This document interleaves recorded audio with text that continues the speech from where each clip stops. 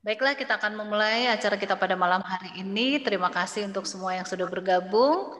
Dan kita akan mulai dengan doa buka. Kami dari anggota PGSSI ada mengalami kedukaan untuk nama-namanya. Ya, ada salah seorang anggota PGSSI yaitu Ibu Titi Masih Kumaat telah mendahului kita semua beristirahat sambil menanti kedatangan Tuhan yang kedua kali. Kita sangat berduka, orang yang sangat rajin. Setiap dia hadir di acara saya, kalau PGSSI, pasti dia fotoin, dia kasih lihat. Jadi saya sangat kehilangan dia, nggak pernah bolos. Kalaupun ada acara yang lain, dia nyalain 2 device. Orang yang sangat aktif ya, jadi sangat kehilangan. Nanti mohon Pendeta Richard Barans berdoa untuk keluarganya agar dikuatkan karena mereka sangat shock. Begitu juga untuk keluarga Bapak Dirjon Sitohang, anggota dari PGSSI juga yang kita tahu istrinya baru saja meninggal juga. Dan kita doakan juga Pendeta Kartagi dalam keadaan sekarang sakit yang perlu bantuan doa kita semua. Jadi Pendeta Richard Barnes dalam doa buka nanti tolong didoakan yang tadi saya sebutkan. Dan doakan juga supaya kita semua sehat dan doakan Pendeta Kuntaraf diberikan kekuatan, diberikan hikmat dalam membawakan pelajaran pada malam hari ini. Mari kita sama-sama tunduk kepala untuk berdoa bersama-sama dan Pendeta Richard Barnes yang akan berdoa. Silakan Pendeta Richard Barnes. Mari kita berdoa. Ya Tuhan, Bapa kami yang ada di dalam kerajaan sorga, puji syukur dan terima kasih kami oleh karena Tuhan sudah pelihara kami hari demi hari. 6 hari lamanya Tuhan sudah memelihara kami dan memberkati kami. Terima kasih karena kami semua dalam keadaan baik, sehat, dan terhindar dari pandemi COVID ya Bapak. Dan pada pembukaan Sabat ini kami sangat bersyukur. Saudara-saudara seiman, bersaudara, walaupun kami tinggal di berbagai tempat di belahan dunia ini, kami boleh dipertemukan untuk belajar akan firman Tuhan. Ya Tuhan, Bapa kami dalam kerajaan sorga, kami yakin percaya dengan urapan daripada Roh Kudus, khususnya hamba Tuhan Pendeta Kuntaraf, yang memimpin, membimbing untuk kami mengerti pelajaran dari tulisan Nabi Yesaya pasal 13 dan 14 dan pelajaran sekolah Sabat. Kami boleh bertumbuh di dalam iman, bertambah setia. Apa yang Tuhan firmankan itu yang menguatkan kami. Tetapi kami juga berdoa ya Tuhan bagi keluarga yang berduka, keluarga Kumaat dan keluarga Sitohang. Oleh karena kekasih mereka, Tuhan izinkan untuk beristirahat dari kehidupan di atas dunia ini. Dan kami akan percaya dengan penghiburan yang datang daripada Tuhan Yesus, maka keluarga Kumaat dan keluarga Sitohang diberikan kekuatan, diberikan sukacita, penghiburan sampai Yesus datang kedua kali. Kami juga berdoa untuk hamba Tuhan Pendeta Kartagi yang dalam keadaan kritis. Kami hanya meminta di dalam nama Yesus saja. Karena nama Yesus yang punya kuasa. Yesus yang menyembuhkan setiap anak-anak Tuhan.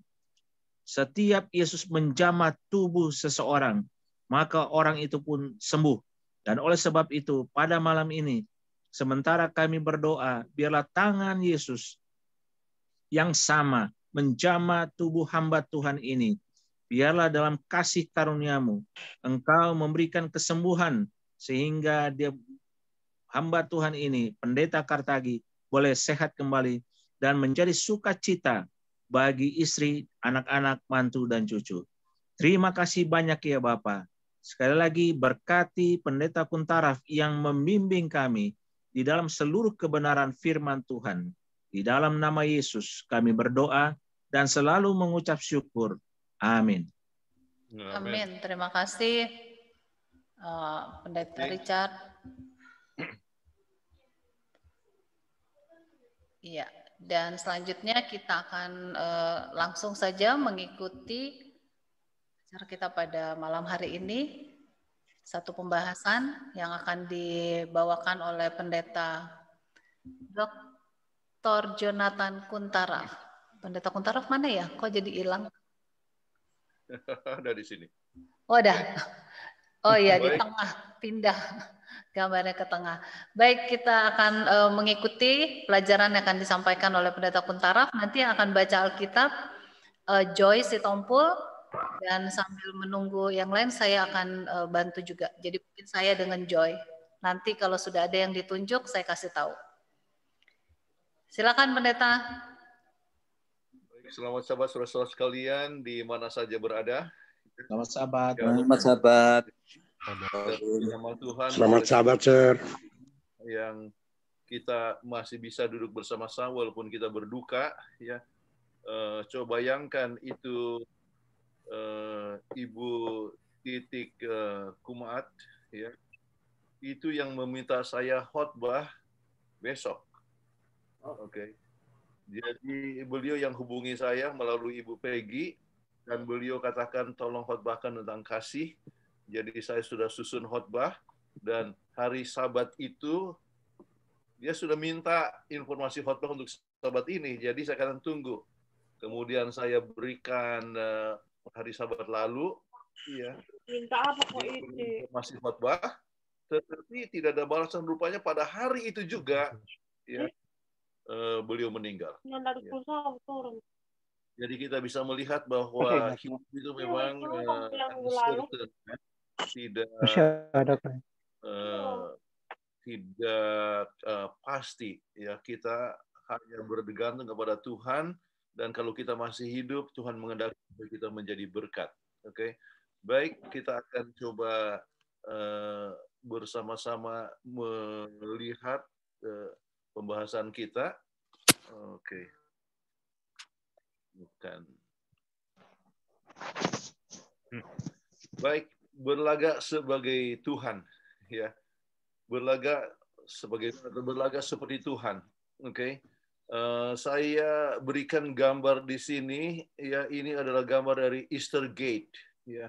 Kalau Anda pergi ke Berlin, di sana ada yang disebut Pergamum Museum, ya. Dan Pergamum Museum membawa hasil penggalian arkeologi, ya, dari Mesopotamia, ada dari Babilonia, ya. Ada seorang yang bernama Coldaway, ya, yaitu arkeologis. Jadi dibawa ke Jerman, ya, dan diletakkan di museum tersebut. Dan inilah gambar museum yang menjadi kebanggaan, gambar daripada Easter Gate dari gerbang Babylon yang menjadi kebanggaan daripada Nebukadnezar atau kebanggaan daripada orang Babilonia pada masa lalu. Baik. Kita akan ikuti prinsipal connect, interpretation question, dan application question. Dan untuk connect, mengapa pelajaran ini penting? Jadi saudara-saudara rundingkan anggota kelas biar masing-masing memberikan pandangan. Beberapa hal yang dapat disebutkan misalnya ialah untuk kegerapan nubuatan Alkitab untuk segala bangsa, ya. Jadi Tuhan adalah Tuhan yang hari esok Tuhan, ya, adalah Tuhan internasional. Kenapa bangsa-bangsa disebutkan, ya? Untuk melihat bahaya dari kesombongan, untuk belajar bahwa kebenaran kenyata, untuk melihat kerajaan Allah yang kekal, ya, yang akan menang, untuk melihat dan meyakini kasih karunia Allah, ya, yang luar biasa yang menjangkau akan manusia. Baik. Jadi dengan demikian kita bisa melihat ini faktor-faktor yang sangat penting untuk disebutkan pada saat pendahuluan, ya. Kemudian bisa disebutkan ayat hafalan, ya. Siapa yang baca? Joy? Ya. Ayat hafalan, selamat Sabat buat kita semua. Ayat hafalan Yesaya 25 ayat 9. Pada waktu itu orang akan berkata, sesungguhnya inilah Allah kita yang kita nanti-nantikan, supaya kita diselamatkan. Inilah Tuhan yang kita nanti-nantikan. Marilah kita bersorak-sorak dan bersukacita oleh karena keselamatan yang diadakannya. Oke, ini adalah satu ayat yang kita sering bahas pada saat kita membahas tentang kedatangan Yesus yang kedua kali. Jadi satu hal yang luar biasa, inilah Allah kita yang kita nantikan supaya kita diselamatkan. Nah, Anda bisa jelaskan bahwa Yesus adalah sumber pengharapan. Ya. Jadi nubuatan Yesaya mempunyai aplikasi pada waktu ayat tersebut diberikan, yaitu kehancuran segala bangsa yang menentang umat Tuhan. Ya. Namun juga nubuatan untuk kehancuran dunia saat kedatangan Yesus yang kedua kali. Jadi Yesus adalah pengharapan segala zaman. Kita menantikan Yesus sekarang ini. Harapan kita akan jadi kenyataan saat dia datang kedua kali. Jadi sementara kita lihat banyaknya masalah seperti kedukaan, kesusahan, segala macam penyakit ya, dan kita sebutkan tentang COVID-19. Kita menantikan Tuhan. Jadi waktu Yesus datang kita boleh katakan inilah dia. Apalagi pada waktu itu akan banyak sekali yang mengalami aniaya ya.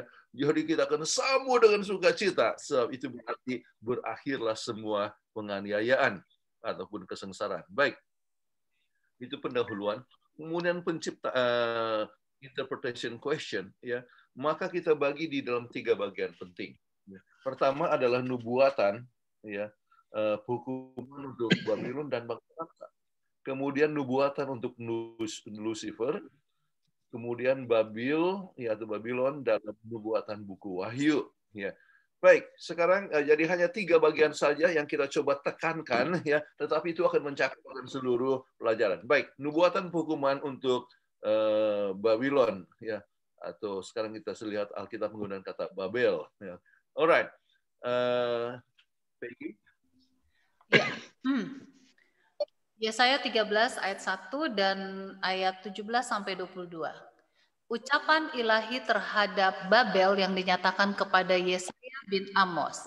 Lihat, aku menggerakkan orang Madai melawan mereka, orang-orang yang tidak menghiraukan perak dan tidak suka kepada emas.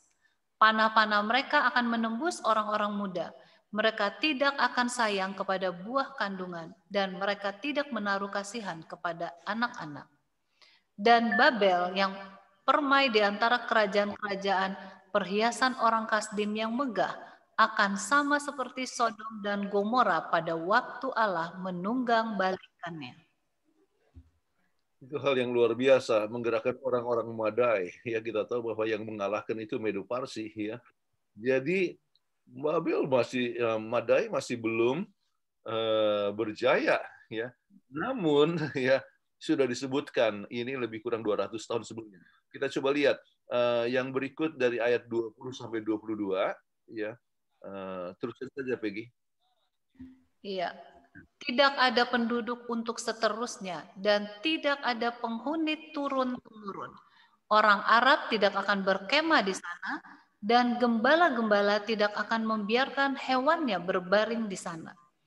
Tetapi yang akan berbaring di sana ialah binatang gurun. Dan rumah-rumah mereka akan penuh dengan burung hantu. Burung-burung unta akan diam di sana. Dan jin-jin akan melompat-lompat. Anjing-anjing hutan akan menyalak di dalam puri-purinya. Dan serigala-serigala di dalam istana-istana kesenangan. Waktunya akan datang segera. Dan usianya tidak akan diperpanjang. Ini satu hal yang sangat menarik sekali bagi mereka yang tahu sejarah ataupun arkeologi ya. Nanti kita coba sarikan ini pelajaran, oke? Pada zaman Yesaya belumlah terlihat bahwa Babel akan menjadi ancaman bagi umat Tuhan. Karena hampir di seluruh pelayanan Yesaya Asyur berkuasa atas Babel, ya.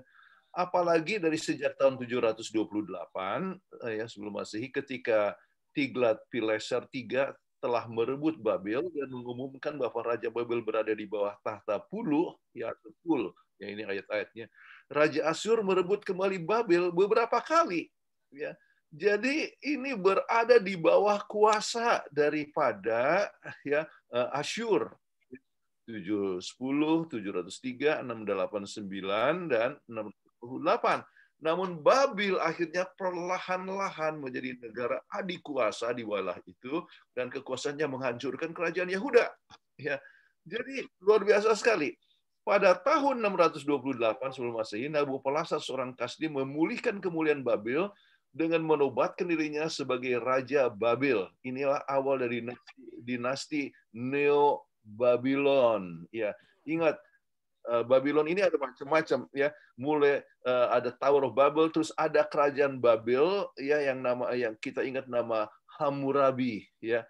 Ya, itu adalah Old Babylon, Old Babel. Kemudian New Babylon, ya, turun, dan inilah, ya, yang bisa menaklukkan Asyur, ya. Anaknya Nebukadnezar II, atau kita lihat biasa gunakan kata Nebukadnezar di dalam Alkitab, adalah raja yang telah menaklukkan dan mengasihkan penduduk Yehuda. Dan bagaimana nanti akhir daripada bangsa Babel, kalau kita lihat di dalam Daniel 5, kita ingat dalam masa Belshazzar, ya, maka itulah kejatuhan daripada Babel. Kita ingat bagaimana dia melihat itu tulisan di dinding dan dia tidak tahu baca, ya, mengenai tekel Ufarsin, ya. Kemudian akhirnya Daniel lah yang bisa menjelaskan dan sebagainya. Dan malam itulah kejatuhan daripada Babel, dan itulah tahun 539. Padahal Yesaya sebutkan itu lebih kurang 600, ya sekitar 640, ya. Baik. Jadi ketika Kores, ya, Raja Persia menaklukkan Babel untuk kerajaan Medo-Parsi, ya, kota itu dihilangkan kemerdekaannya untuk selamanya, ya. Nah, pada tahun 482 sebelum Masehi, Ahasveros dengan brutal menumpas pemberontakan bangsa Babel terhadap pemerintahan Persia. Dia menghancurkan patung Marduk, dewa utama Babel, dan juga menghancurkan benteng-benteng pertahanan serta beberapa kuil. Kemudian Alexander Agung, Yunani, kemudian merebut Babel. Dan dari kerajaan Persia pada tahun 331 sebelum Masehi, tanpa perlawanan. Dalam masa hidupnya yang singkat, dia bermimpi menjadikan Babel ibu kota pemerintahannya di sebelah timur. Kota itu terus mengalami kemunduran beberapa abad, sebab sebelum dijadikan ibu kota, maka ia sudah mati. Ya, kita tahu itu Alexander yang Agung kan meninggal dalam usia 33 tahun. Kemudian, pada tahun 198, ya Masehi, seorang kaisar Roma, ya, Septimus Severus, menemukan Babel benar-benar sepi. Demikianlah kota yang masyhur itu telah berakhir karena kotanya diabaikan begitu saja, dan pada saat ini beberapa penduduk desa di Irak tinggal di beberapa sudut kota Babel kuno, ya. Namun mereka tidak pernah membangun kota itu kembali seperti dulu. Kehancuran Babel yang digambarkan dalam Yesaya 13 telah membebaskan keturunan Yakub yang telah ditindas oleh Babel. Jadi betul-betul menjadi satu kenyataan. Peristiwa menghadapi nubuatan ini adalah penaklukan Babel oleh Kores, ya, pada tahun 539, ya, sebelum Masehi.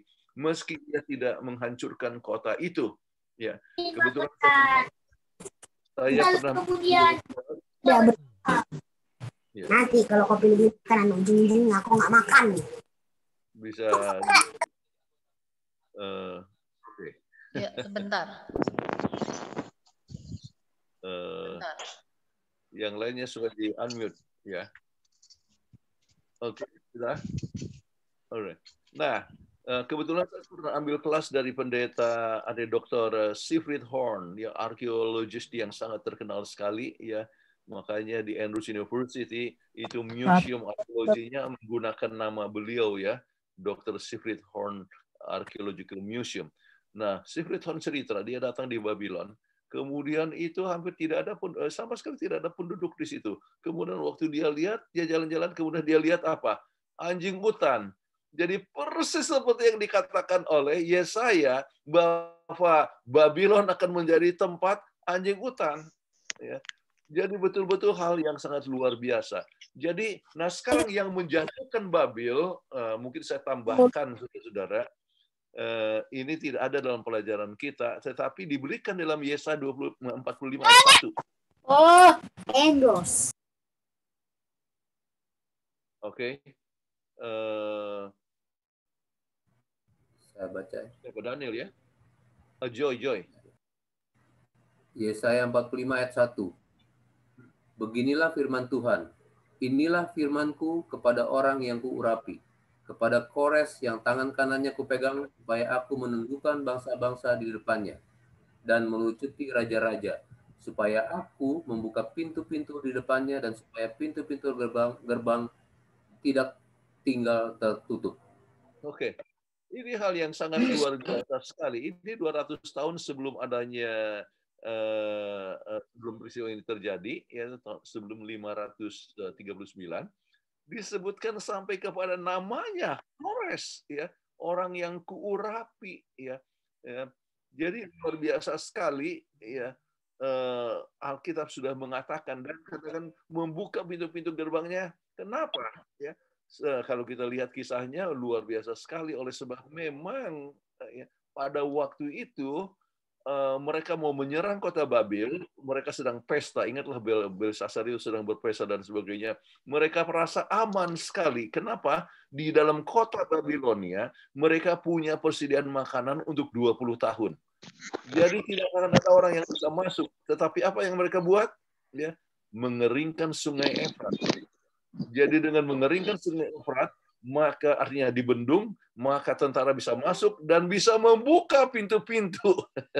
Luar biasa sekali. Alkitab sudah katakan 200 tahun sebelumnya. Nah, Alkitab berbicara tentang kehancuran bangsa-bangsa. Ya, di dalam Yesaya 24 ayat 27 ya disebutkan inilah kerajaan-kerajaan yang ada di dalam masa ya Yesaya. Yesaya. Jadi Babel, Asyur, Filistia ya atau Filistin ya, Moab, Syria, Ethiopia, Mesir, Duma, Arabia, Tirus dan Sidon. Dan itu perkara artinya kerajaan-kerajaan yang coba selalu merongrong akan umat Tuhan. Jadi kalau Anda membaca ini dalam Yesaya 24 sampai 27 kan negara-negara itu akan mengalami berbagai macam masalah, artinya kehancuran lah ya. Nah, kehancuran itu adalah sesuatu perkara yang sudah dinubuatkan. Dan ternyata di masa seperti itu, kehancuran bangsa-bangsa, Tuhan masih memberikan suatu pengharapan kepada bangsa-bangsa. Coba kita lihat Yesaya 45 ayat 20 sampai 25. Tetapi saya masukkan hanya 20 dan 22 saja. Peggy? Ya, berhimpunlah dan datanglah, tampillah bersama-sama. Hai kamu sekalian yang terluput di antara bangsa-bangsa. Tiada berpengetahuan orang-orang yang mengarak patung dari kayu dan yang berdoa kepada Allah yang tidak dapat menyelamatkan. Ayat 22, berpalinglah kepadaku dan biarkanlah dirimu diselamatkan. Hai ujung-ujung bumi. Sebab akulah Allah dan tidak ada yang lain. Jadi kita coba lihat, itu bangsa-bangsa adalah bangsa-bangsa yang tidak bertuhan dan sebagainya, tetapi Tuhan masih memberikan pengharapan. Ya, datanglah, tampillah. Ya, luar biasa. Tuhan memberikan pengharapan kepada bangsa-bangsa. Kembali, Tuhan itu adalah Tuhan internasional. Bukan hanya kepada orang Yahudi saja. Dan dikatakan berpalinglah kepadaku. Ya, luar biasa, ada pengharapan untuk mereka. Nah, bagaimana mungkin Yesaya dapat berbuat untuk Babilonia lama, sebelum Babel menjadi kerajaan yang besar? Ya, bagaimana Yesaya dapat mengetahui akan nubuatan akan segala bangsa yang ada pada waktu itu? Ya, bagaimana? Jadi kita tanyakan, kemudian biarlah saudara-saudara memberikan pandangan, kemudian Anda boleh mempunyai kunci ayatnya. Yesaya 46 ayat 9 dan 10. Joy? Yesaya 46 ayat 9 dan 10. Ayat 9, ingatlah hal-hal yang dahulu dari sejak purbakala, bahwasanya akulah Allah dan tidak ada yang lain. Akulah Allah dan tidak ada yang seperti aku. Ayat 10, yang memberitahukan dari mulanya hal yang kemudian dan dari zaman purbakala apa yang belum terlaksana, yang berkata, keputusanku akan sampai dan segala kehendakku akan kulaksanakan. Jadi ini alasan kenapa Yesaya tahu, oleh sebab apa? Dia berasal, dia dapatkan itu dari Tuhan, dan Tuhan mempunyai tanda. Apa tandanya bahwa dia adalah Allah pencipta langit dan bumi? Dia tahu hari esok apa yang akan terjadi. Ayat lagi yang dekat dengan ini adalah dalam Amos 3 ayat 7. Ya, Peggy. Sungguh Tuhan Allah tidak berbuat sesuatu tanpa menyatakan keputusannya kepada hamba-hambanya para nabi. Jadi Tuhan menyatakan kepada umat manusia melalui nabi-nabinya. Itulah sebabnya maka kita bisa dapatkan akan artinya Yesaya mengetahui apa yang akan terjadi beberapa ratus tahun sebelumnya. Bahkan kalau kita nanti bicara tentang Mesias dan sebagainya, itu adalah sekitar 700 tahun sebelumnya. Luar biasa sekali. Ya. Nah, kebesaran Allah, ya. Jadi ini untuk penjelasan lebih lanjut. Allah yang menjadi pencipta langit dan bumi adalah Allah yang mengetahui hari esok. Kegenapan nubuatan menunjukkan bahwa Yahweh adalah Allah yang benar. Allah pencipta segala bangsa. Dia menaruh perhatian kepada masa depan segala bangsa. Dia adalah Allah internasional. Dia mengetahui bukan hanya Israel, tetapi segala bangsa. Kemudian ini poin yang sangat penting. Bila nubuatan yang lalu telah digenapi, maka nubuatan masa depan juga akan digenapi. Saudara-saudara sekalian, masa depan tentang kedatangan Yesus, ya, tanda-tandanya semua, ya, apa yang semua itu akan terjadi, ya. Sebab apa? Allah kita tahu, ya, akan hari esok yang dulu sudah digenapi, yang akan datang juga akan digenapi. Itulah sebabnya Tuhan tetap memberikan pengharapan kepada segala bangsa. Kita tetap bisa berharap kepada Tuhan sekarang ini. Dalam segala tantangan yang kita hadapi, kita bisa datang kepada Tuhan. Oke.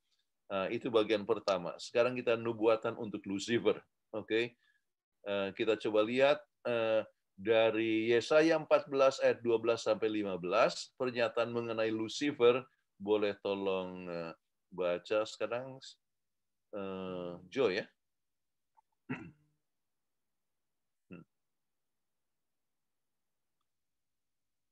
Silakan Joy.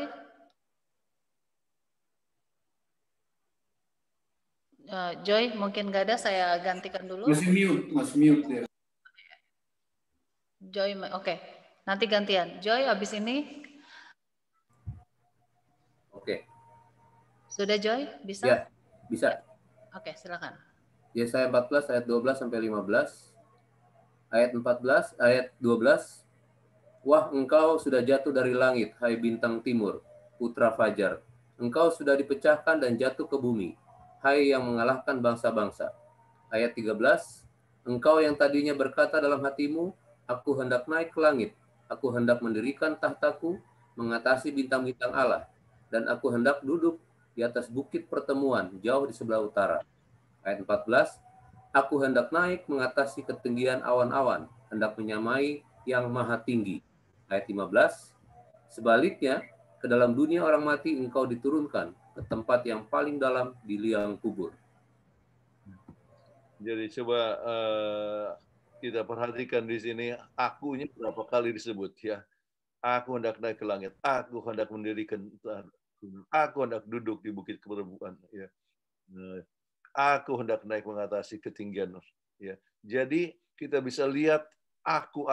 Nah, kita lihat di sini ada pertanyaan, ya. Mengapa Yesaya menambahkan nubuatan mengenai Lucifer di tengah nubuatan mengenai hukuman kepada musuh dari umat Tuhan, yaitu tentang Babylon? Dalam hal ini, maka gambaran ada persamaan antara Lucifer dan Babylon, ya. Keduanya punya sifat yang sama, penuh kesombongan. Keduanya berlagak seperti Tuhan. Oke. Keduanya melihat diri sendiri lebih dari segala sesuatu. Keduanya mengalami nasib yang sama akhirnya. Oke. Jadi bisa tambahkan dia sebutkan aku, ya. Jadi kalau misalnya orang selalu mengatakan aku buat ini, aku buat itu adalah merupakan suatu sifat daripada Babylon, ya. Jadi ini berbicara tentang Babylon, tetapi merupakan satu sifat daripada Lucifer, atau Lucifer adalah mempunyai sifat yang sama seperti Babylon. Kita ingat pengalaman daripada Nebukadnezar yang harus direndahkan oleh Tuhan. Baik, nah sekarang ya kita coba lihat lebih lanjut di mana lagi kita dapatkan tentang Lucifer. Oke. Ini Peggy, Jeskiel pasal 28 ayat 13. sampai 15. Yehezkiel 28 ayat 13, engkau di Taman Eden, yaitu taman Allah penuh segala batu permata yang berharga, yaspis merah, krisolit, dan yaspis hijau, permata pirus, krisopras, dan nefrit, lazurit, batu dara, dan malakit. Tempat tatahannya diperbuat dari emas dan disediakan pada hari penciptaan.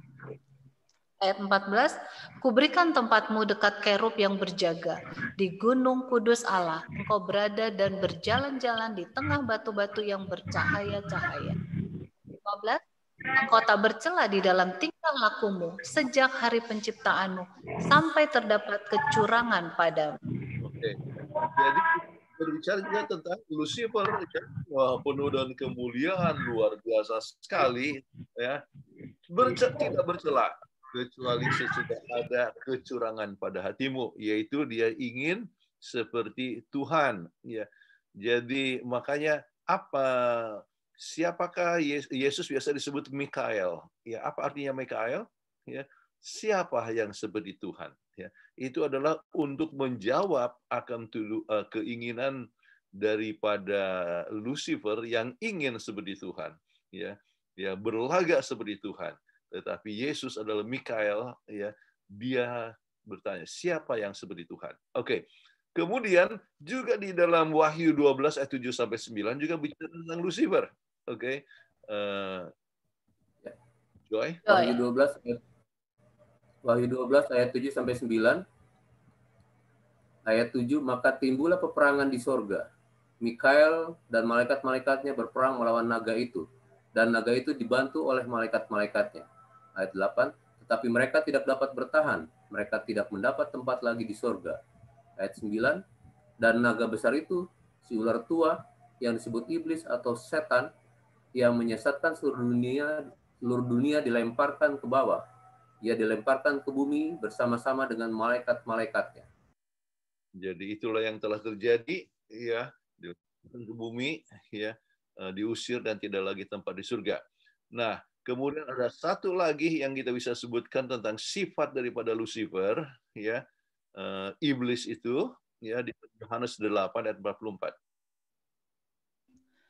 Yohanes 8 ayat 44, iblislah yang menjadi bapamu dan kamu ingin melakukan keinginan-keinginan bapamu. Ia adalah pembunuh manusia sejak semula dan tidak hidup dalam kebenaran, sebab di dalam dia tidak ada kebenaran. Apabila ia berkata dusta, ia berkata atas kehendaknya sendiri, sebab ia adalah pendusta dan bapa segala dusta. Oke. Nah, dari keadaan ini kemudian kita coba lihat, ya, beberapa poin, ya. Berbahaya kalau kita anggap bahwa setan itu tidak apa-apa, ya, atau Lucifer, ya, itu adalah masa lalu, ya. Ingatlah, ya, apa yang dikatakan oleh Petrus di sini, sadarlah dan berjaga-jagalah, lawanmu si iblis berjalan berkeliling sama seperti singa yang mengaum-ngaum dan mencari orang yang akan ditelannya. Jadi kita harus berhati-hati. Jadi saya tambahkan di sini, kita bisa menang menghadapi Lucifer. Ya, bagaimana? Yesus sudah menang dalam menghadapi Lucifer, kita juga akan menang. Mikael, siapakah yang seperti Tuhan? Yesus adalah Tuhan. Ya. Jadi dengan kerendahan hati dan bergantung kepadanya, kita akan menang. Ya. Dan perlindungan untuk menghadapi Lucifer dengan senjata Allah, dan itulah yang di dalam Efesus 6 ayat 10 sampai 18. Apa itu? Ya, saya coba ambil sarinya di sini. Mulai 14 saya masukkan di sini.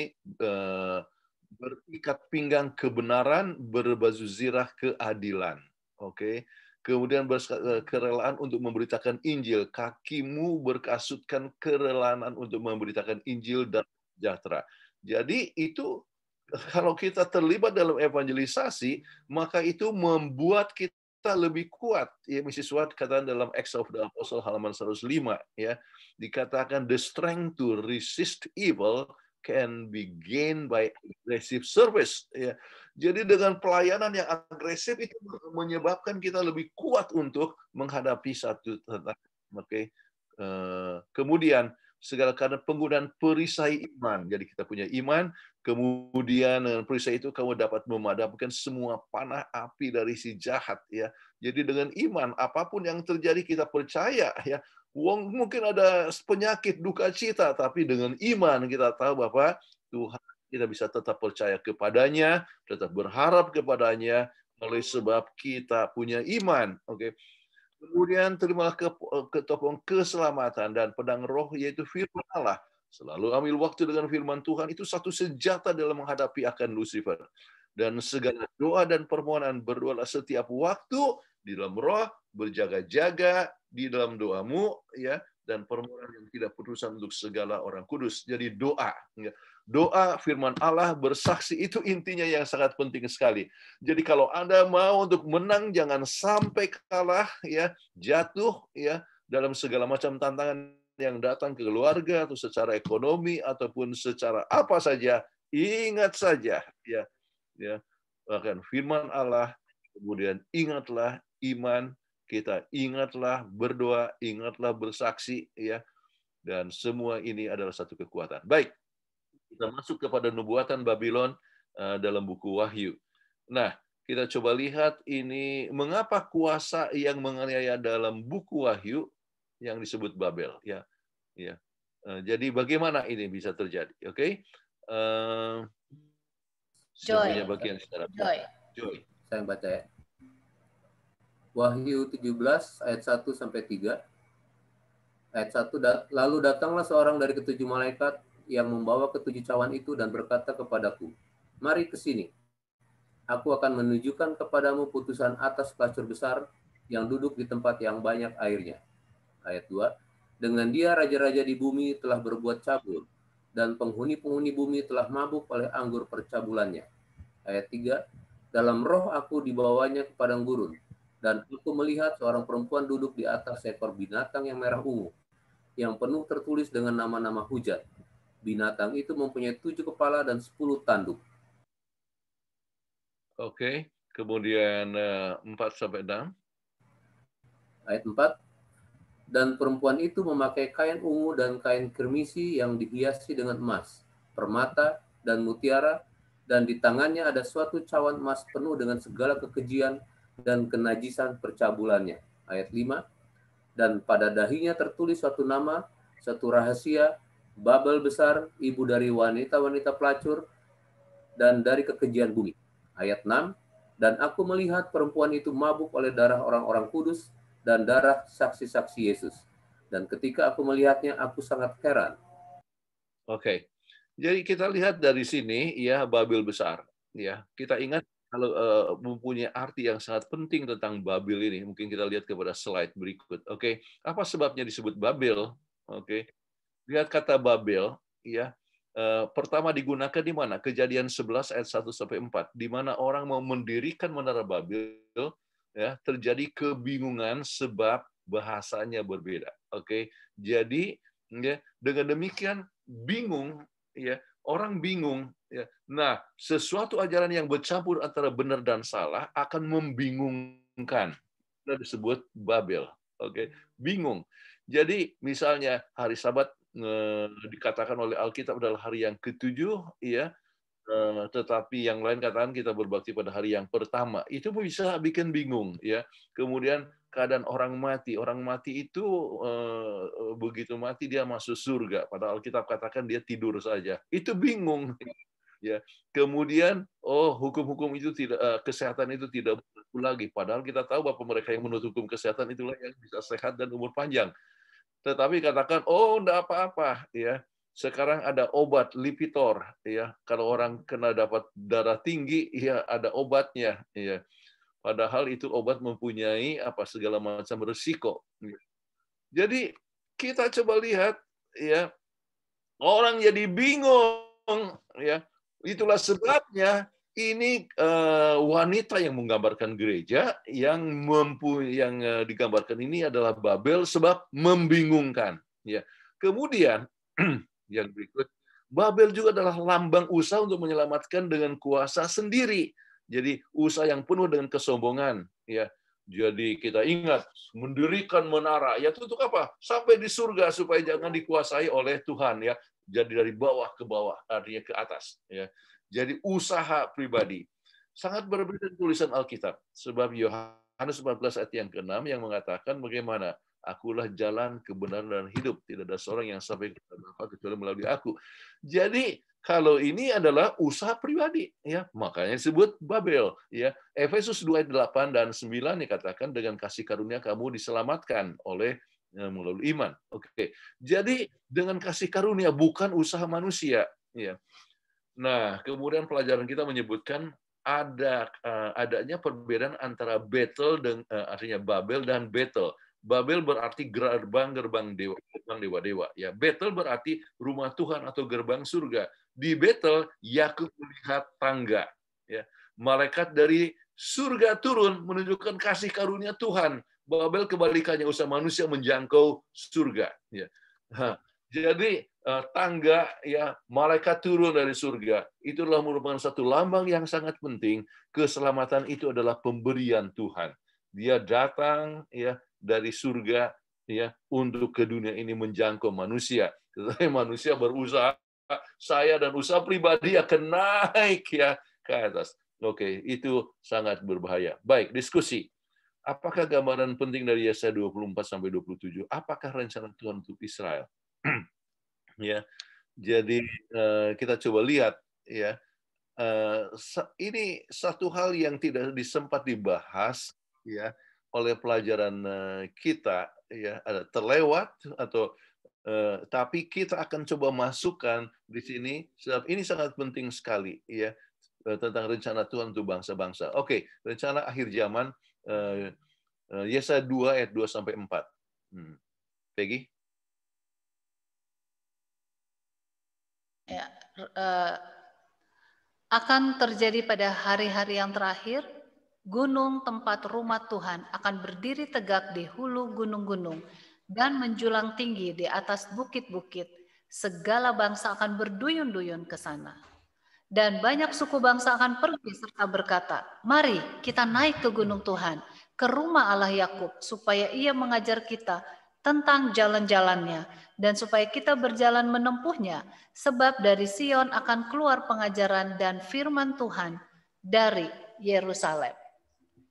Ia akan menjadi hakim antara bangsa-bangsa dan akan menjadi wasit bagi banyak suku bangsa. Maka mereka akan menempa pedang-pedangnya menjadi mata bajak dan tombak-tombaknya menjadi pisau pemangkas. Bangsa tidak akan lagi mengangkat pedang terhadap bangsa, dan mereka tidak akan lagi belajar perang. Oke, satu hal yang sangat menarik sekali, ya. Kalau kita di dalam Yesaya pasal tadi 13 sampai 27 itu bicara akhir tentang kehancuran segala bangsa-bangsa dan sebagainya. Tetapi Tuhan menyebutkan juga ada satu waktu di mana bangsa akan datang kepadanya, menyembah akan Dia, ya. Jadi ini adalah satu gambaran yang sangat penting sekali, ya. Sebab Yesaya 24 itu berbicara tentang kehancuran berbagai bangsa sebagai lambang untuk masa depan, tetapi ada suatu pengharapan. Oke, nah sekarang kita lihat kehancuran Babel dan bangsa-bangsa menggambarkan kejatuhan musuh umat Tuhan dan kelepasan daripada umat Tuhan. Ya. Jadi peristiwa masa lalu itu adalah gambaran untuk masa depan. Kejatuhan Babel gambarkan dalam Yesaya 21:9 akan terulang kembali dengan kejatuhan Babel dalam Wahyu 14 ayat 8 atau Wahyu 18 ayat 2. Ingatlah kata sudah jatuh Babel, ya jatuh Babel, ya, keluarlah kamu dari Babel. Ingat, ya, pelajaran yang biasa kita bahas. Kemudian kejatuhan daripada Babel itu, kemudian kejatuhan daripada setan akhirnya dimusnahkan setelah kerajaan 1000 tahun, ya. Sementara hukuman untuk Babel disebutkan hari Tuhan, pekabaran akhir disebutkan hari Tuhan yang dahsyat, ya, satu hukuman yang menakutkan, ya, akan terjadi. Baik. Kemudian sementara hukuman untuk Babel disebut ini diulangi. Pada akhirnya apa yang akan terjadi? Kerajaan Tuhan akan menang, Tuhan akan memerintah, dan segala bangsa akan tunduk kepada Tuhan, Raja alam semesta, untuk selama-lamanya. Jadi itu adalah satu masa di mana kita akan berkata, ya, seperti yang ayat inti kita tadi, ya. Inilah Tuhan yang kita nanti-nantikan, ya. Jadi itulah yang akan menjadi akhir daripada masa depan. Oke. Jadi kesimpulan, oke. Allah dalam kasih karunia-Nya telah memberitahu apa yang akan terjadi dan benar-benar terjadi, ya. Tuhan kita adalah Tuhan yang mengetahui akan hari esok. Bila nubuatan masa lalu telah tergenapi, maka nubuatan mengenai masa depan pun akan tergenapi. Kita dapat percaya kepada Alkitab, ya. Jadi jangan sampai kita mundur, ya. Pertahankan, tunjukkan bahwa kita tetap percaya, ya. Apalagi kita lihat ke soal misalnya COVID-19 itu adalah sudah dinubuatkan bala sampar di akhir zaman, ya. Menunjukkan apa yang terjadi itu adalah benar-benar terjadi, apa yang dikatakan benar-benar terjadi. Kemudian menara Babel, kerajaan Babel dan Babylon buku Wahyu mempunyai persamaan, yaitu apa? Sifat Lucifer. Ketergantungan kepada diri sendiri, merasa diri benar, kurang kata rinya, merasa diri benar dan hebat, penuh kesombongan dan menentang Tuhan. Ya. Jadi sifat itu yang harus dikalahkan. Yang keempat, yang berlagak seperti Tuhan akan gagal. Ya, ingatlah pengalaman-pengalaman daripada Babel. Oke. Kita harus datang dengan penuh kerendahan hati kepada Tuhan, pencipta langit dan bumi. Ya. Oke. Kemudian Tuhan menaruh perhatian kepada segala bangsa, ya, masa lalu. Tuhan juga menaruh perhatian kepada segala bangsa sekarang ini. Tuhan menaruh perhatian kepada kita masing-masing. Ya. Kalau secara dibandingkan orang Israel kan sebetulnya kita adalah orang kafir, ya. Ya. Dari segala macam, tetapi Tuhan mempunyai perhatian kepada kita masing-masing, ya. Kita sekarang bisa menjadi Israel rohani. Jadi Tuhan menaruh perhatian kepada keselamatan kita masing-masing dan kita bisa belajar dari apa yang Alkitab katakan. Kemudian buku Yesaya memberikan pengharapan kepada umat Tuhan, bukan hanya masa lalu, tetapi masa mendatang, langit baru dan bumi baru di mana umat Tuhan akan menang dan kita akan hidup untuk selama-lamanya. Ya, itu satu hal yang penting perlu ditekankan dalam kesimpulan dalam mengajar di anggota kelas masing-masing. Kemudian aplikasi, apakah Anda telah membuat apa yang Anda telah buat setelah melihat kegenapan nubuatan Alkitab? Apa yang Anda buat? Apakah Anda ikut saksikan pada orang lain supaya orang lain itu bisa mengenal akan Tuhan? Ya. Jadi itu adalah yang harus kita buat. Ya. Tekun di dalam kebenaran, kah? Ceritakan pengalaman bagaimana Anda dapat menang menghadapi serangan setan. Ya. Baik, ada seorang yang merasa bahwa dia bekerja di tempat yang tidak tepat, ya. Sebab kenapa? Ya, sebab terlalu banyak penggodaan dan oleh sebab terlalu banyak kecurangan yang terjadi, jadi tidak sesuai dengan sebagai umat Tuhan. Maka akhirnya bagaimana mengalahkan pencobaan itu? Ya, meninggalkan akan pekerjaan dengan satu iman, ya, bahwa Tuhan akan membuka satu pekerjaan yang baru, karena dia bisa tetap jujur dan menjadi saksi bagi Tuhan. Oke, jadi kembali Anda bisa bercerita tentang pengalaman, artinya kabarkan kepada anggota kelas. Apakah harapan akan kedatangan Tuhan telah mengubah sikap dan pola hidup kita masing-masing? Kita tahu Yesus akan datang, ya. Kita rindu untuk termasuk orang yang katakan, ya, inilah Tuhan yang kita nanti-nantikan. Ya. Udah langsung buka aja gerak. Ya. Atau mungkin kita tidak mau termasuk dengan orang yang pergi ke Gunung Batu dikatakan timpalah kami. Ya. Kita mau menjadi orang yang menanti kedatangan Tuhan sukacita. Jadi apakah itu sudah mengubah pola hidup kita masing-masing, ya, iman kita, kehidupan kita? Apakah Anda selalu siap menghadapi hari Tuhan yang dahsyat itu? Ya. Baik, inilah yang bisa anggota kelas bisa saksikan. Oke, question and answer. Ada masuk pertanyaan dari saudara Edi Lukas. Pendeta Jonathan Utara, pelajaran Rabu menyebutkan seorang komposer, Leonard Cohen, pengikut petapa Zen aliran Hinduisme dan Buddhisme yang dikaitkan dengan legalisme. Ini pasti seorang Advent percaya hukum menyelamatkan. Ya. Bagaimana uraian persamaan antara kaitan dengan legalisme orang Advent, ya, dengan sekularisme serta pertama dan sebagainya. Ya. Baik, inilah yang saya ingin sampaikan. Jawaban, semua agama palsu mengajarkan keselamatan melalui usaha sendiri. Ini adalah usaha setan yang coba menaburkan manusia dalam mengenal jalan yang benar. Ya, jadi kepada ini setan, wah, sekalian promosi ya, hari Minggu kita bicara tentang kelicikan, apa judulnya Ibu Peggy? Yang dari Oral Channel, ya, adalah kelicikan setan di akhir zaman. Kita akan bahas banyak kelicikan-kelicikan. Salah satu, ya, saya akan kutip adalah Step to Christ halaman 60. Ya, ini adalah dia. Ya, bagaimana kalau Peggy tolong baca ini tulisan Mrs. White. Baik. Ada dua kesalahan yang perlu dijaga oleh anak-anak Allah, terutama mereka yang baru saja percaya pada kasih karunia-Nya. Yang pertama, berpikir. Mereka memiliki usaha, mempercayai apapun yang dapat mereka lakukan untuk menyelaraskan diri dengan Tuhan. Dia yang mencoba untuk menjadi suci dengan perbuatannya sendiri dalam menurut hukum, sedang mencoba kemustahilan. Semua yang dapat dilakukan manusia tanpa Kristus tercemar oleh keegoisan dan dosa. Itu adalah anugerah Kristus saja, melalui iman yang dapat membuat kita kudus. Kebalikannya dan kesalahan sampai situ aja, oke. Dulu situ, oke. Jadi apa kesalahan pertama? Ya, kita selamat dengan usaha sendiri. Walaupun hukum, termasuk Sabat, ya. Ada lagi vegetarian, ya. Jadi seakan-akan bahwa vegetarian yang menyelamatkan kita, ya. Itu adalah suatu kesalahan, ya, bahwa dengan usaha sendiri kita bisa untuk menjadi baik. Oke. Kemudian teruskan, Peggy.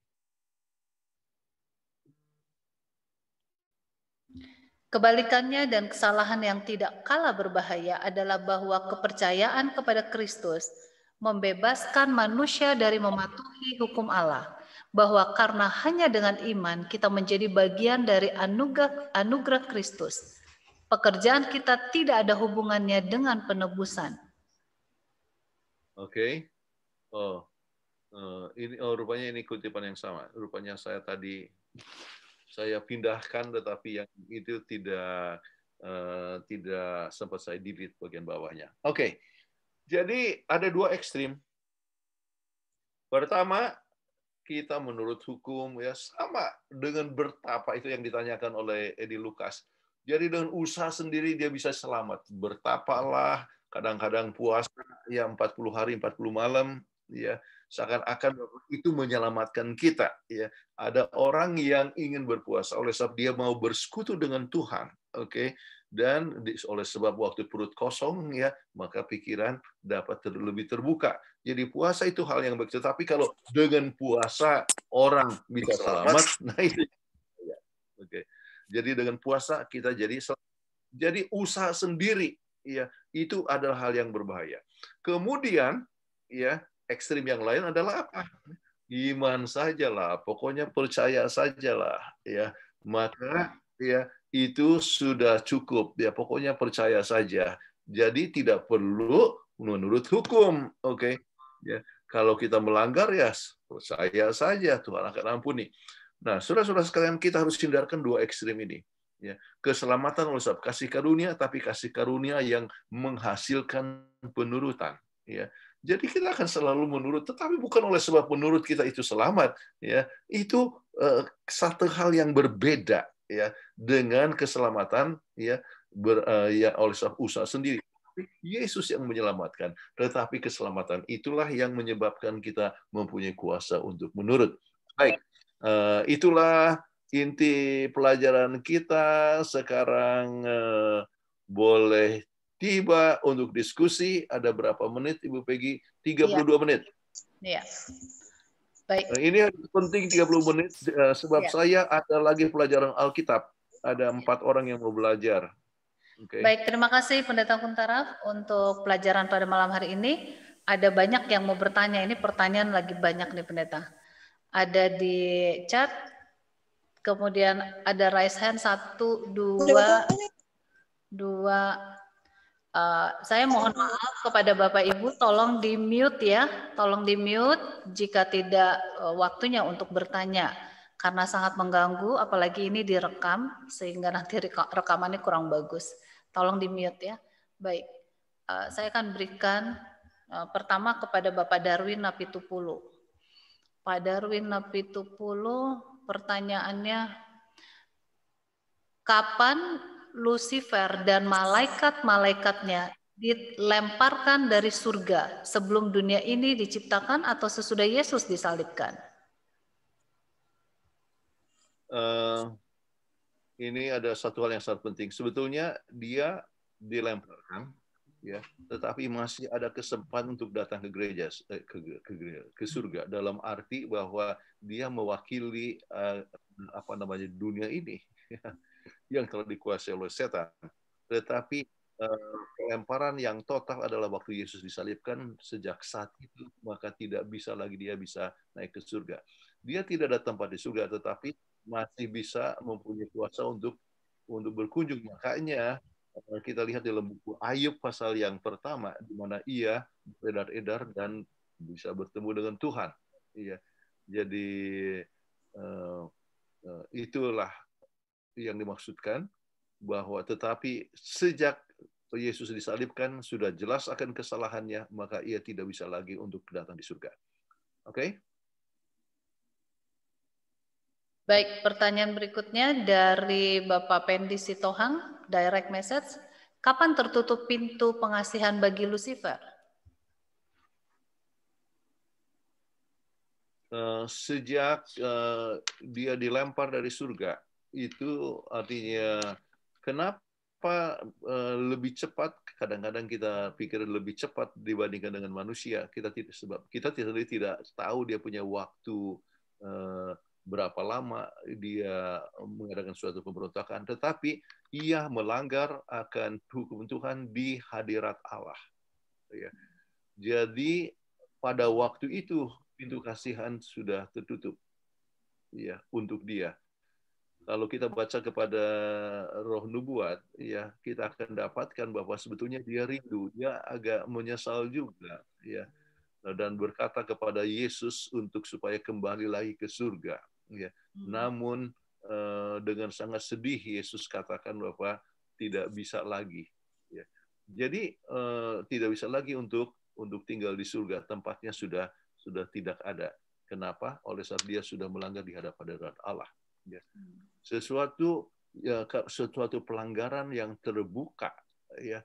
Dan itu kan bukan hanya pelanggaran mendadak, tetapi sesuatu perkara yang sudah diukur-ukur, sudah dipikir-pikir lama dan sebagainya, maka itu yang menyebabkan sampai dia punya masa penutupan pintu kasihan untuk dia tertutup, ya, pintu kasihan tertutup dan dia dijatuhkan dari surga. Oke? Baik, selanjutnya saya akan panggilkan yang raise hand, Bapak Harjono Hadisaputro. Silakan Pak Harjono.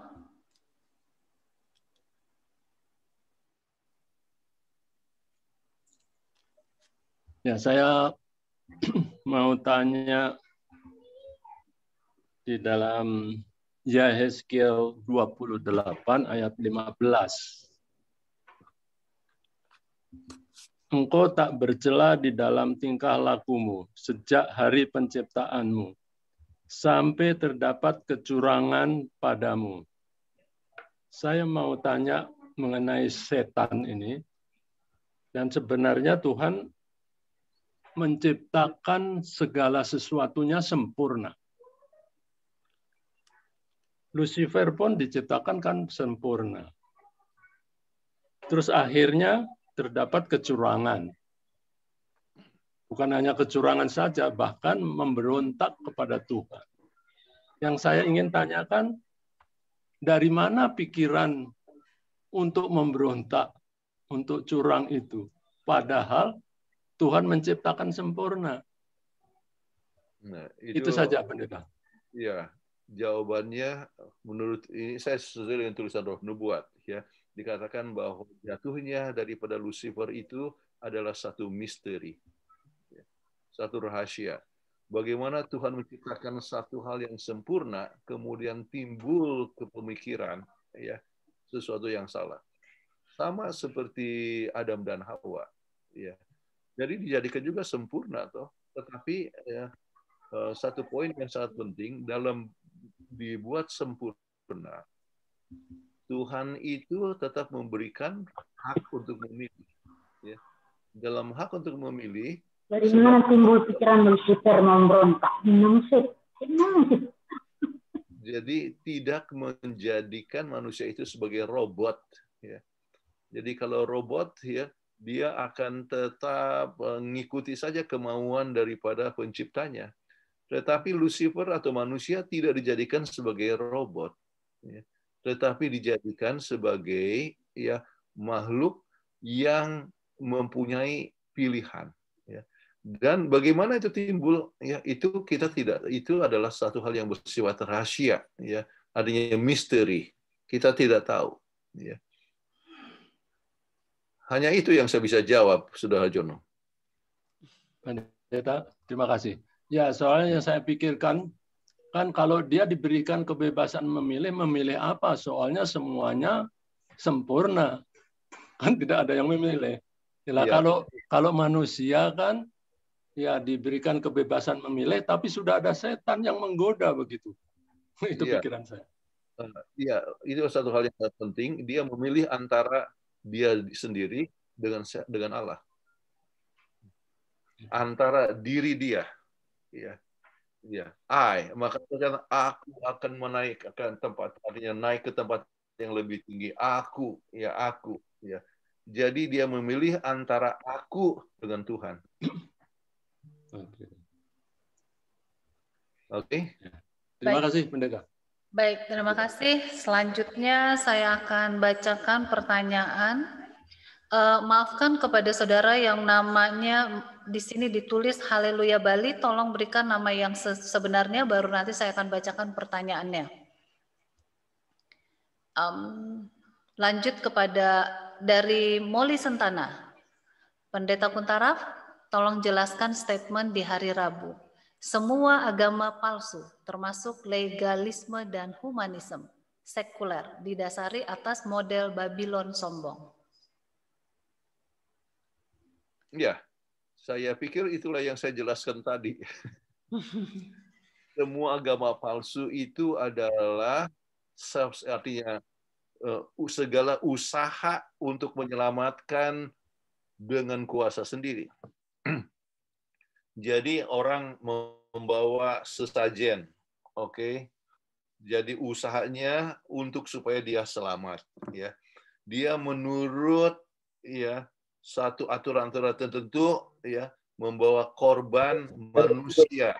Itu agama palsu. Tetapi datang kepada usaha yang saya sudah berikan tadi, yang saya jelaskan tadi, saya berikan kutipan dari Mrs. White dari Step to Christ halaman 60, oke, yaitu menurut ya hari Sabat, ya, tetapi dengan menurut ini saya akan selamat. Inilah permasalahan dengan orang-orang Yahudi, ya. Sementara Tuhan yang menganugerahkan semua, dia akhirnya datang kepada diri sendiri, bahwa usaha mereka maka mereka selamat. Itu sifat orang-orang Farisi dan sebagainya, keselamatan oleh sebab usaha sendiri. Jadi jangan sampai oleh sebab kita mengabarkan Sabat, ya, mengabarkan kesehatan, artinya hukum kesehatan dan sebagainya, akhirnya kita selamat oleh sebab usaha pribadi. Tidak, ya. Hanya Yesus yang menyelamatkan, ya. Dan Tuhan Yesus yang bekerja dalam hati kita, Roh Tuhan yang bekerja dalam diri kita, ya, yang menghasilkan penurutan. Ya. Jadi menurut bukan oleh, dan itu hanyalah dengan kuasa Tuhan. Ya. Jadi kita harus menyadari akan kekosongan kita tanpa Tuhan. Ya.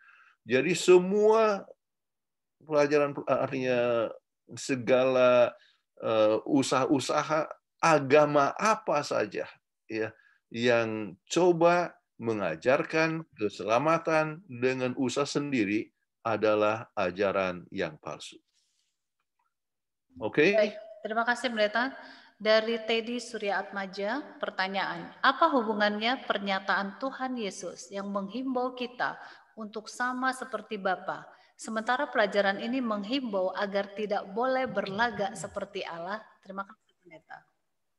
Ya, berlagak seperti Allah itu menunjukkan suatu kesombongan, ya, kesombongan bahwa kita sanggup untuk sempurna dengan kuasa kita sendiri. Kalau Yesus katakan adalah kamu sempurna sama seperti Bapamu di surga sempurna adanya, kesempurnaan yang berasal daripada Tuhan.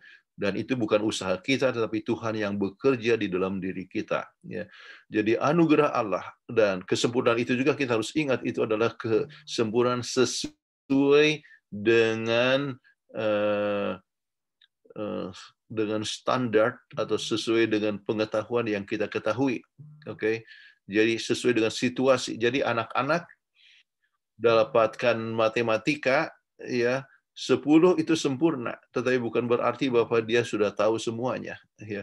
Jadi sempurna di dalam arti sesuai dengan apa yang ia ketahui supaya dihidupkan dengan kuasa Tuhan. Bukan jadi sempurna seperti Bapa di surga artinya dengan kuasa Allah Bapa ya melalui kuasa Roh Kudus kita mempunyai suatu kuasa untuk menurut. Oke. Baik, terima kasih Pendeta. Bapak Abner Tampu Bolon, apakah mau bertanya langsung? Tadi raise hand ya. Silakan Pak Abner. Ini. Ya, selamat sahabat di Indonesia. Memang nubuatan yang pasti akan digenapi ya. Yang belum terjadi nubuatan kedatangan Kristus yang kedua kali. Kalau kejatuhan Babel semua kan sudah terjadi yang terangkan sama Pendeta Kuntari tadi. Dan di Daniel 5 juga sudah jelas sekali ya kejatuhan Babel. Yang saya mau tanyakan, bagaimana dengan bumi ini? Apakah dimusnahkan sewaktu kedatangan Kristus yang kedua kali? Dan kedatangan Kristus yang kedua kali kan semua melihat, semua mata memandang. Dia dalam bentuk roh atau jasmani dia datang. Terima kasih. Oke. Dunia ini akan rusak, mengalami kehancuran. Ya. Namun bukan berarti dunia ini akan musnah. Ya. Justru dunia ini akan menjadi ibu kota dari dunia yang baru sesudah kerajaan 1000 tahun. Jadi setan itu akan beredar-edar. Jadi ini tempat menjadi penjara daripada setan oleh sebab dia tidak punya lagi manusia yang bisa digoda ya dalam masa 1000 tahun. Oke.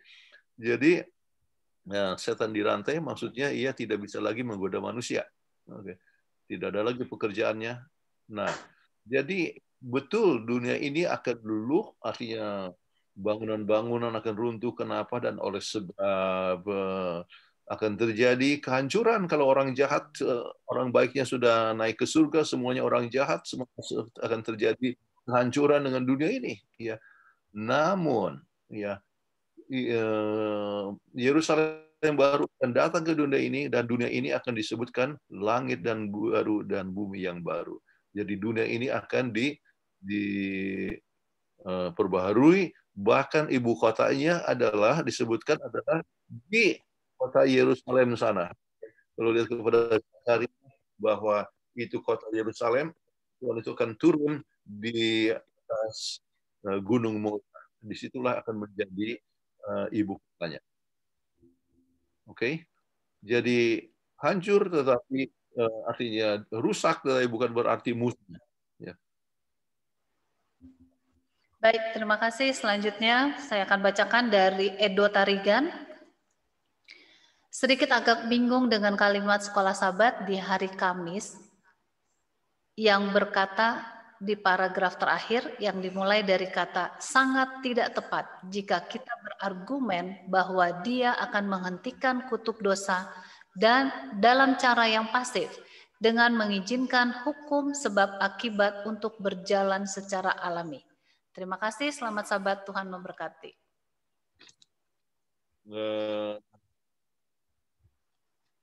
Jadi kalimat yang membingungkan pelajaran hari Kamis bingung dengan kalimat Iya. sekolah Sabat di hari Kamis yang berkata di paragraf terakhir yang dimulai dari kata sangat tidak tepat jika kita berargumen bahwa dia akan menghentikan kutuk dosa dalam cara yang pasif dengan mengizinkan hukum sebab akibat untuk berjalan secara alami. Ya. Jadi masing-masing kita mengetahui bahwa sudah pasti dosa, artinya kita berhenti untuk berdosa, artinya pengampunan, ya, dan artinya dosa bukan adalah sesuatu perkara yang pasif, tetapi oleh sebab itu adalah suatu pilihan, ya. Jadi saya menurut, ya, bukanlah satu perkara yang pasif, artinya tidak berdosa, ya, tetapi kita menurut oleh sebab kita mencintai akan Tuhan. Jadi kalau begitu itu adalah satu perkara yang aktif, ya. Jadi bukanlah sesuatu perkara yang pasif, ya. Jadi maksudnya bukan oleh seorang itu bertarak, ya, kalau bertarak menghentikan sesuatu daripada kegelojohan. Apakah itu adalah sesuatu perkara yang pasif? Ya, tidak. Itu adalah satu perkara yang aktif, yaitu bahwa kita akan mempunyai tubuh yang sehat, ya. Jadi dengan kuasa Tuhan kita mempunyai penurutan kepada Tuhan. Jadi menurut bukanlah satu perkara yang pasif. Jadi mungkin apakah saya tidak tahu kalau saya menjawab pertanyaan yang saudara maksudkan, ya. Tetapi saya melihat bahwa penghentian daripada dosa memang bukan satu perkara yang pasif, tetapi itu adalah satu perkara yang aktif. Oleh sebab apa? Sebab terbentuknya ketabiat Yesus dalam hidup kita. Oke? Ya. Baik. Selanjutnya dari Bapak Tommy Tapi. Bagaimana membedakan kata bintang timur di Yesaya 14 ayat 12 yang merujuk kepada Lucifer dengan bintang timur di Wahyu 22 ayat 16 yang merujuk kepada Yesus? Apakah dalam bahasa aslinya kata yang digunakan berbeda?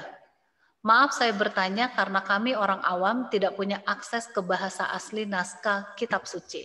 Karena dalam terjemahan bahasa Indonesianya kedua ayat itu sama. Oke. Memang saya coba lihat Wahyu 22 ayat 16, ya. Aku Yesus Kristus telah mengutus ayat 16 untuk memberikan kesaksian tentang semuanya ini kepadamu bagi jemaat-jemaat. Aku adalah Tunas, yaitu keturunan Daud, bintang timur yang gilang gemilang. Oke. Nah, bahasa aslinya apakah sama? Sudah jelas berbeda. Ya, kenapa? Sebab bintang timur yang diberikan oleh Yesaya itu dalam bahasa Ibrani, ya. Sedangkan ini dalam bahasa Greka. Kan aslinya itu perjanjian baru dalam bahasa Greka, tetapi diterjemahkan kepada bintang timur. Ya. Jadi kalau itu dari segi bahasa aslinya. Ya. Tetapi disebutkan bintang timur sebab bintang timur itu adalah suatu pengharapan. Ya. Yesus itu akan datang dari timur. Ya, kedatangan Yesus. Ya. Jadi mula-mula itu hanya seperti ya bintang kecil makin lama makin membesar dan sebagainya. Jadi ini adalah merupakan lambang bagaimana Yesus akan datang dari sebelah timur. Dan orang mempunyai pengharapan, ya, untuk sesuatu hal yang datang dari timur, ya, sebab Yesus adalah juru selamat kita yang akan datang dari timur ke barat. Ya, pertanyaan selanjutnya. Kapan Lucifer datang ke dunia? Ini apa ya? Dua atau tanda tanya? Kapan Lucifer datang ke dunia dua yang tidak jatuh ke dalam dosa? Apakah setelah dia dibuang ke bumi ini atau sebelum dibuang ke bumi ini? Karena sepengetahuan saya ada disebutkan di dalam Alkitab ada dunia-dunia yang tidak jatuh ke dalam dosa. Terima kasih. Ini dari Tulus Nababan.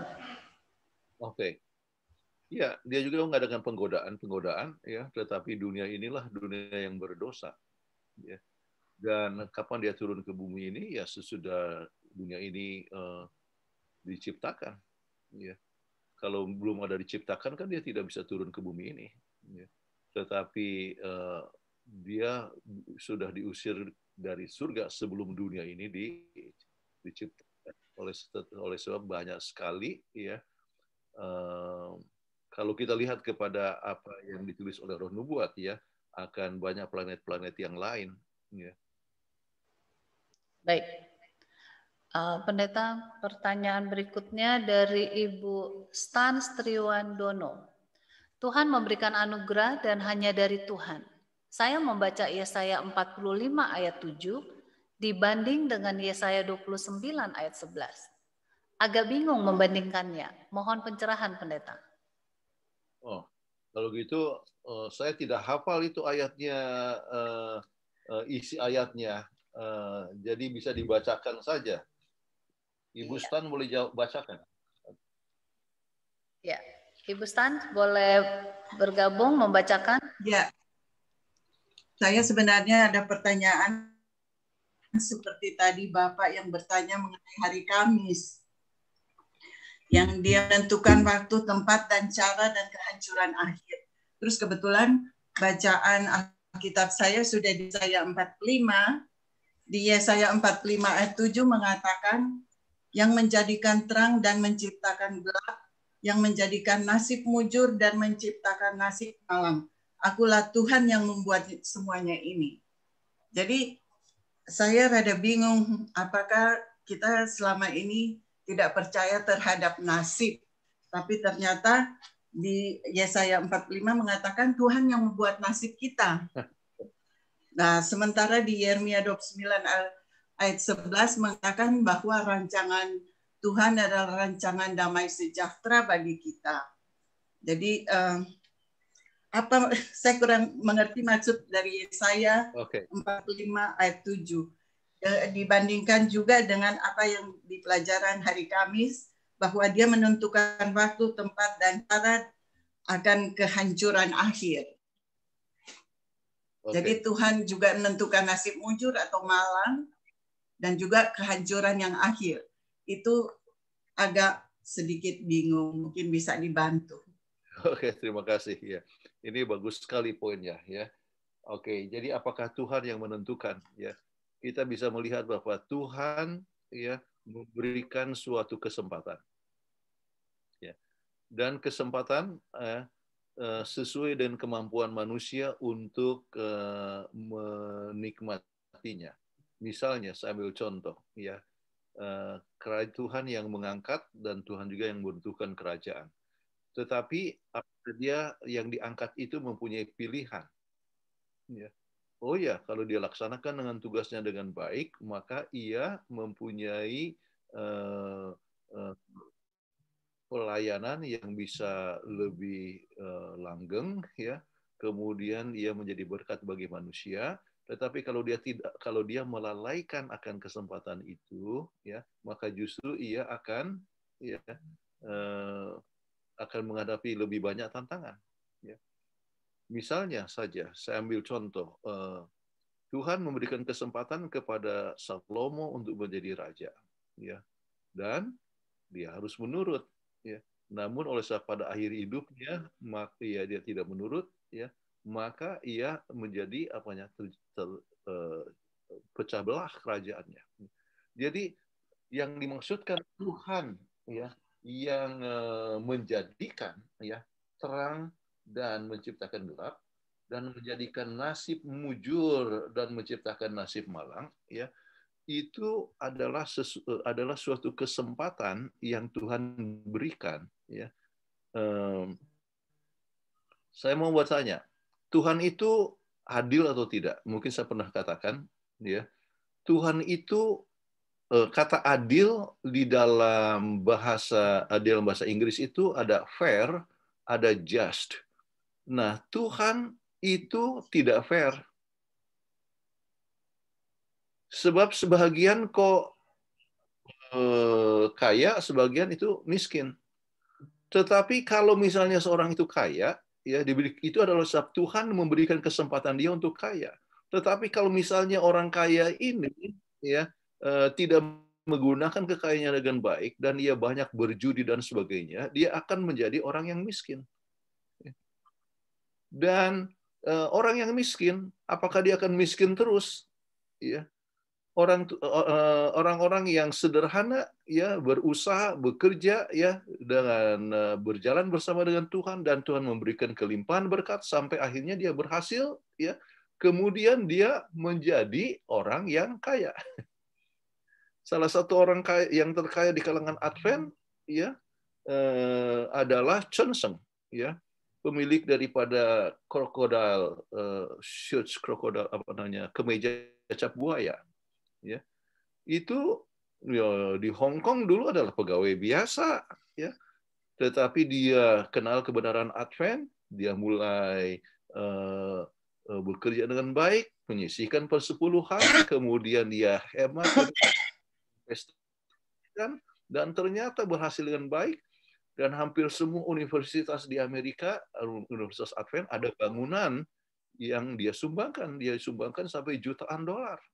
Oke, dari pegawai biasa. Kenapa? Ya, sebab dia mempunyai pilihan yang baik ya, dan berkembang. Tetapi ada juga yang Tuhan, ada orang yang sangat setia, tetapi Tuhan tidak berikan kesempatan dia untuk menjadi orang yang kaya raya. Sebab berbahaya sekali kalau kaya raya. Akhirnya jadi tidak setia dia kepada Tuhan. Ya. Sebab kekayaan ya, ataupun juga kemiskinan adalah dua ujian yang diberikan kepada manusia. Ya. Jadi ini satu perkara yang kita perlu ingat. Jadi Tuhan memberikan kesempatan. Ya. Dan kalau kita memilih jalan yang baik, ya, maka akan banyak kesempatan-kesempatan di mana kita mendapatkan berkat yang ampuh daripada Tuhan. Kehidupan, ya, misalnya kehidupan itu adalah suatu kesempatan. Tetapi kalau misalnya kesempatan untuk menjadi berkat bagi semua manusia, kalau saya merokok, kemudian saya makan apa saja, ya, maka saya akan hidup sebentar aja kan. Jadi sementara Tuhan kasih kesempatan, Tuhan memberikan kepada kita pilihan. Jadi nasib itu kita harus lihat dalam satu segi yang penting, bahwa kita mempunyai pilihan dalam menggunakan kesempatan yang Tuhan berikan kepada kita. Kalau kita tidak gunakan kesempatan dengan sebaiknya, maka nasib kita jadi berubah. Ya. Jadi saya cukup kenal cukup banyak orang yang tadinya luar biasa hebat sekali, ya, tetapi akhirnya jatuh oleh sebab dia mempunyai pilihan yang salah. Oke, mudah-mudahan saya sudah menjawab pertanyaan daripada Ibu Stan ini. Iya, baik, Pendeta. Mudah-mudahan Ibu Stan tetap banyak berkat ya, supaya bisa bantu Yapi dan Hope Channel. Amin. Pendeta. Yeah. Oke, baik. Terima kasih Pendeta. Ini tiba-tiba ada banyak sekali pertanyaan, namun waktunya dan sebagaimana tadi Pendeta minta untuk diberitahukan, diinformasikan acara dari Pendeta Kuntaraf pada hari Minggu, kebetulan pagi dan malam acaranya ada 2. Kami ingin share acara-acaranya.